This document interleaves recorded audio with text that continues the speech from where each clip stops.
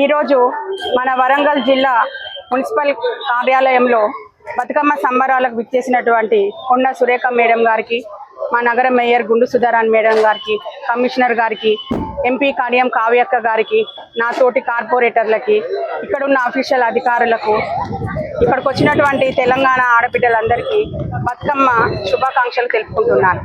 ఈరోజు మనము ఈ విధంగా ఇక్కడ ఈ సంబరాలు చేసుకోవడము చాలా సంతోషంగా ఉంది. తెలంగాణ జిల్లాలో బతుకమ్మ పండుగ పెద్ద పండుగ. ఆడబిడ్డలు పెళ్లి కాని వారు, పెళ్ళైన వారు అందరూ సంతోషంగా జరుపుకునే 9 రోజులు బతుకమ్మను జరుపుకుంటారు. మన సంస్కృతిని దేశ విదేశాల్లో కూడా ఈ యొక్క బతుకమ్మను చాలా పెద్ద ఎత్తున జరుపుకుంటారంటే మన తెలంగాణ రాష్ట్రానికి గర్వకారణం.